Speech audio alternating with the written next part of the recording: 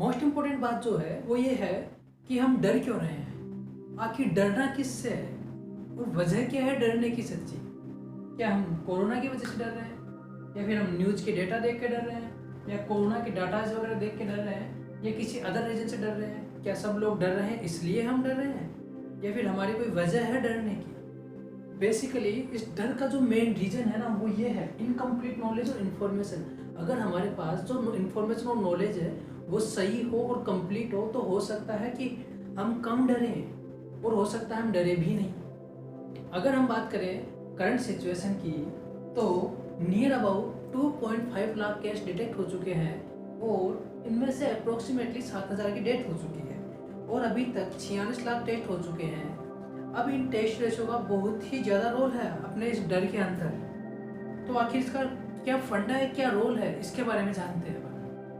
अगर मैं अभी आप सभी से एक बात पूछूं कि यार हम लोग डर क्यों रहे हैं, तो आप सभी लोग बोलेंगे कि यार इसमें डेथ रेशो बहुत ज़्यादा है। कैसे, क्या बोलोगे यार इसमें 2 लाख केस डिटेक्ट हुए, इनमें से अप्रोक्सीमेटली 7,000 की डेथ हो गई, तो इसका डेथ रेशो निकल के आ रहा है 2.8%। तो अप्रोक्सीमेटली इसका डेथ रेशो बहुत ज़्यादा है। आप सब लोग मुझे यही बोलोगे। ये वीडियो बनाने के कुछ समय पहले मैं भी यही बोल रहा था कि यार इसका डेथ रेशो बहुत ज़्यादा है, जैसा आपने बोला। तो क्या ये सच है? अगर हम डेथ रेशो की वजह से डर रहे हैं तो मैं आपको कुछ फिगर दिखाता हूँ, जैसे कि सीवीडी हुआ, कैंसर हुआ, अदर डिजीज हुई है, इन सब का अगर हम फिगर देखें, इनका डेथ रेशो निकालें टोटल पॉपुलेशन के हिसाब से, तो वैसे अगर हम 139 करोड़ की पॉपुलेशन में अब तक 46 लाख टेस्ट हो चुके हैं, जिनमें से केस डिटेक्ट हुए हैं only 2.5 lakh, only 5%। Okay, test का क्या फंडा है इसकी बात करते हैं। मैंने इसकी सारी डिटेल्स डिस्क्रिप्शन में दे दी, वर्ल्डोमीटर के नाम से एक वेबसाइट दी है उस पर। अगर हम सिर्फ डेथ रेशियो की बात करते हैं तो मैं आपसे एक सवाल पूछता हूँ कि इंडिया के अंदर केवल सड़क एक्सीडेंट में कितनी डेथ होती है पर ईयर, तो आप मुझे गूगल सर्च करके लमसम बता दोगे कि लमसम इतनी। तो क्या वो डेटा सही है? मैं तो नहीं मानता, क्योंकि लगभग 40% केस ऐसे होते हैं अपने आसपास में ही जो बिना पोस्टमार्टम के, बिना नोटिस किए गए ही अंतिम संस्कार कर दिए जाते हैं। तो क्या वो वहाँ पे नोट हुए? नहीं। तो अगर ये सही नहीं है, डेटा सही नहीं है, तो फिर इसका रीज़न क्या है? हमें इसे एक्चुअल में समझना होगा कि आखिर में है क्या। हम बात करते हैं, अगर इंडिया में अभी तक 46 लाख टेस्ट हो चुके हैं, जिनमें से केस डिटेक्ट है 2.5 लाख, अगर इनका परसेंटेज निकालते हैं तो ये आता 5.4%, और अपनी पॉपुलेशन है 139 करोड़। अगर हम इतने टेस्ट कर लेते हैं, मान लो अभी कर चुके हैं इतने टेस्ट, और इतना परसेंटेज के हिसाब से निकालते हैं 5% रेशियो निकाल के, तो अभी तक 7.5 करोड़ रुपया पेशेंट, आई मीन कितने केस डिटेक्ट हो जाने चाहिए? 7.5 करोड़। इसका मतलब ये है कि या तो 7.5 करोड़ टेस्ट, सॉरी, या तो 7.5 करोड़ केस डिटेक्ट हो चुके हैं या फिर 7.5 करोड़ ही होंगे। इनमें से 75% केस ऐसे हैं जो अनसिम्टोमेटिक हैं। उन लोगों को ये भी नहीं पता कि उनके कोरोना डिजीज कब हुआ और कब ठीक हो गया। उनको तो तब पता चला जब उनमें से एंटीबॉडी टेस्ट किया गया, उनमें एंटीबॉडी प्रेजेंट हुई, तब उन्हें पता चला कि उनके कोरोना था, अब नहीं है, ऑटोमेटिक ठीक हो चुके हैं। ठीक है, फाइनली अगर अपन बेसिकली बात करें तो 7.5 करोड़ में से 7,000 डेथ हुई है अभी तक, तो इनका डेथ रेशियो है 0.009%, मतलब लमसम बात करें तो 0.01%। कैसे कि 7,000 डेथ ही क्यों?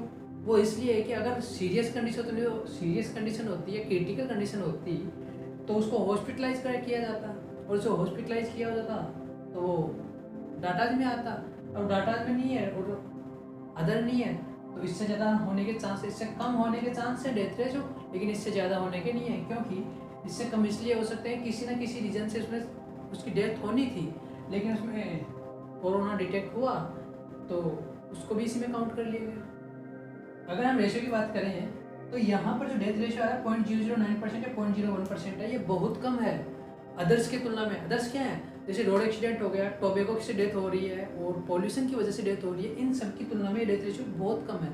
अगर मैं आपको एक फिगर दिखाता हूँ कि इंडिया में होने वाली रोड एक्सीडेंट की वजह से और टोबे की वजह से और एयर पोल्यूशन की वजह से जितनी डेथ हो रही है, उसकी तुलना में इसका कितना रेशियो है, पर ईयर की कैलकुलेशन देखें तो हर साल 1.5 million, I mean 15 lakh death हो जाती है इंडिया में ओनली रोड एक्सीडेंट से। फिगर आप देख ही रहे हो। ठीक ऐसे ही एयर पोल्यूशन में, और ठीक ऐसे ही टोबैको की वजह से डरने के बजाय लोग मास्क तो लगा रहे हैं लेकिन हेलमेट नहीं पहन रहे हैं, जबकि एक्सीडेंट से होने वाली डेथ रेशियो ज़्यादा है इसकी बजाय, लेकिन हम उससे नहीं डर रहे जिससे हमें डरना चाहिए। इसके अलावा एक फनी मोमेंट और है कि हम लोग मास्क तो लगा रहे हैं। जब शुरू में जब लॉकडाउन लगा तो हम नाक तक मतलब पूरा फेस कवर कर लेते थे, उसके बाद हम मुंह तक आ गए, उसके बाद हम ठुड्डी तक आ गए, उसके बाद हम गले तक आ गए। मतलब वो मास्क लगातार नीचे खिसकता जा रहा है, ठीक वैसे जैसे किसी बच्चे का पायजामा नीचे खिसक रहा होता है। वो गले में इसलिए अटक गया जैसे बच्चा पायजामा को अपने हाथ से अटका लेता है, ठीक वैसे ही कुछ चल रहा है। तो ये फनी मोमेंट ऐसा है, या लोग इस डेथ रेशियो की तरफ देखो ना, फिर उस डेथ रेशियो की तरफ देख लो, इससे डरो ना, उससे क्यों?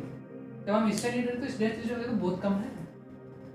बाय द वे, हमें इस चीज़ से पता तो चल ही गया कि यार हम लोग मरने से तो नहीं डर रहे, ठीक है। अब शायद जहाँ तक मुझे पता है कोरोना का डर तो खत्म हो गया है, और लेकिन अगर यही डर है तो फिर वो कौन सा डर है जिसकी मैं बात कर रहा हूँ, जिसको मैं बताने जा रहा हूँ? ऐसा कौन सा डर है जिससे सच में डरना चाहिए? अभी एक फिगर आया था न्यूज़पेपर में कि लगभग 13 करोड़ लोग अनएम्प्लॉयमेंट हो गए। तो ठीक है, ठीक वैसे ही कि जब अनएम्प्लॉय में हो गए लोग, बेरोजगार हो गए हैं, तो अपनी ज़रूरतों को कम करेंगे जीने के लिए। वो ज़रूरतों को कम करेंगे तो कंपनी का मटेरियल कम बिकेगा, जो सामान कुछ का ट्रेवल वगैरह तो छोड़ ही दो, लेकिन बाकी चीज़ें अगर नॉर्मल देखें तो हर चीज़ में वो कम करेंगे। कंपनी को लॉस होगा तो कंपनी क्या करेगी? जब डिमांड ही नहीं होगी तो एम्प्लॉय को और कम करेगी, और ये एक साइकिल बन जाएगी। एम्प्लॉय को कम करेगी, वापस ज़रूरत कम, और एक साइकिल बन जाएगी। और इसी साइकिल की वजह से अगला फिगर तैयार होगा 13 करोड़ से अपने पास 20 करोड़ एम्प्लॉय में अप्रोक्सीमेटली। एक एम्प्लॉय पर 5 लोग डिपेंड होते हैं। इंडियन कल्चर की बात कर रहा हूँ। 5 में एक मॉम हो गई, एक डैड हो गई, एक वाइफ हो गई, और 2 उसके बच्चा हो, एक लाला और एक लाली, ठीक है। वैसे ही 20 करोड़ एम्प्लॉय कितने हो जाएंगे? 20 करोड़ एम्प्लॉय को अपन 5 से मल्टीप्लाई करेंगे तो टोटल 100 करोड़ पर्सन इफेक्टेड होंगे इस सिचुएशन से। फाइनली क्या होगा? एक नया फिगर तैयार होगा और लोग डिप्रेशन में चले जाएंगे, उनकी ज़रूरतें पूरी नहीं होगी, जॉबलेस हो जाएंगे। और नया फिगर क्या होगा? सुसाइड अटेम्प्ट का। सुसाइड अटेम्प्ट का कैसे? कि तो एक अकाल की कंडीशन आ जाएगी, और लोग क्या करेंगे? उनके पास कोई ऑप्शन नहीं बचेगा, तो या तो चोरी, गलत डायरेक्शन का यूज करेंगे, अदरवाइज रॉन्ग डायरेक्शन, चोरी, वारदातें जैसी हरकतें करेंगे, या फिर सुसाइड अटेम्प्ट की सोचेंगे। हर एक फैमिली में से एक कैंडिडेट सुसाइड करने की सोचेगा, और वो सुसाइड अटेम्प्ट करने की सोचेगा मतलब 1%। बचे 50 करोड़ लोग। 50 करोड़ क्या करेंगे? गवर्नमेंट जॉब वाले हैं। मैं आपको सुसाइड अटेम्प्ट का एक फिगर दिखाता हूँ, कुछ अलग, जो लास्ट ईयर चल रहा है। इस फिगर को देख के देखिए यार, अपने इंडिया और चाइना में कितने लोग सुसाइड्स कर रहे हैं ओनली सुसाइड्स की वजह से। अगर ऐसा लगता है कि लॉकडाउन ही डेथ को रोकने का सॉल्यूशन है, तो उससे अच्छा सॉल्यूशन तो ये है कि व्हीकल्स को बैन कर दो, टोबैको को बैन कर दो, स्मोकिंग को बैन कर दो। अगर हम व्हीकल्स को बैन करते हैं तो एक्सीडेंट से 1.5 मिलियन लोग ऑटोमेटिक ही कम हो जाएंगे। और एयर पोल्यूशन होता है व्हीकल की वजह से, वो नहीं होगा तो 6 मिलियन लोग वो बच जाएंगे। टोबैको की वजह से 1 मिलियन ज़्यादा होते हैं, और स्मोकिंग की वजह से भी 1 मिलियन से ज़्यादा लोग डेथ होती है। नॉन स्मोकर जो होते हैं, जो पीते नहीं लेकिन उनके टच में रहते हैं, उनकी 0.2 मिलियन होते हैं। टोटल अगर अपन रेशियो निकालें तो 9.7 मिलियन लोग ऑटोमेटिक बच जाएंगे यार। इनको बैन कर दो ना, या फिर लॉकडाउन परमानेंट कर दो। नहीं, approximately 1 crore death per year होती है। मैं एक फिगर दिखाता हूँ आपको कुछ। अगर हम ऐसे ही कोरोना से डरते रहे रेशियो देखकर, वैसे बात करें कि हम कम्प्लीटली कोरोना के सारे पेशेंट हैं, उनको टेस्ट डिटेक्ट हो जाने के बाद या उनमें से केस डिटेक्ट हो जाने के बाद चालू करें, तो एक सीधी सी बात है कि 1 लाख टेस्ट डेली हो रहे हैं, तो 30 लाख मंथली हो गए, और 3 करोड़ 60 लाख टेस्ट ईयरली हो रहे हैं। अब टोटल पॉपुलेशन है अपने पास 139 करोड़। इतने टेस्ट होने में अपने पास लगेंगे 38 साल, जो कभी भी नहीं होंगे। 38 साल तक हम वेट थोड़ी करेंगे, और अगले 33 साल में तो हमारी पॉपुलेशन ही जस्ट डबल होने वाली है। इस स्पीड से चल रहे हैं, इसका एंड कभी नहीं होगा। और तब तक तो हम में से आधे लोग बिना टेस्ट कराए निपट लेंगे, तो हम इसके भरोसे नहीं बैठ सकते। तो फिर सबसे बड़ी समस्या है कि हम करें क्या? हम इधर भी नहीं जाएं, इधर भी नहीं जाएं, तो इतनी सा है कि प्रिकॉशंस का ध्यान रखें और लॉकडाउन ना खेलें। अब हमें डरने की नहीं, कोरोना से डरने की नहीं, डर से जीत पाने की ज़रूरत है। हमें ये अनएम्प्लॉय की वजह से जो परेशानी आ रही है, ये जो बड़ा फिगर दिखा है जिससे हमें सच में डरना चाहिए, उस डर को भी दूर करना है, और कोरोना के डर को भी दूर करना है। प्रिकॉशन का ख्याल रखो और सारा ऑटोमेटिक हो जाएगा। अगर हम बात करें कि इनके वैक्सीन के आने की बात करें या कंप्लीट होने की, या बीमारी जड़ से ख़त्म हो जाएगी, तो वो कभी नहीं होगी। सर्दी जुकाम, डेंगू, स्वाइन फ्लू, HIV वगैरह, कैंसर वगैरह, ये सब बीमारी है, इलाज तो इनका भी नहीं है। तो क्या हम रहना छोड़ देंगे, खाना छोड़ देंगे? मतलब इनकी वजह से तो नहीं करते ना। ये सब भी तो वैसी है, क्योंकि इन सब के बारे में हमें नॉलेज है, इसलिए हम इनके लिए रिस्क नहीं लेते और इनके लिए रिस्क लेनी पड़ती है। वैक्सीन तो इनकी भी नहीं है तो इसकी भी नहीं है। वैक्सीन के लिए नहीं, हमें अपना प्रिकॉशंस रखना है और ऑटोमेटिक अपने काम पे ध्यान रखना है। मैं ये नहीं बोल रहा कि यार ये गलत है, आप इसमें करो, लॉकडाउन गलत है, लेकिन नहीं, अब नहीं, अब लॉकडाउन मत खेलो, अब आगे बढ़ने का टाइम है। मुझे आशा करता हूँ कि यार आप लोगों को ये मैसेज समझ में आ गया होगा, ये बात अच्छे से समझ में आ गई होगी। अब हमें आगे बढ़ना चाहिए।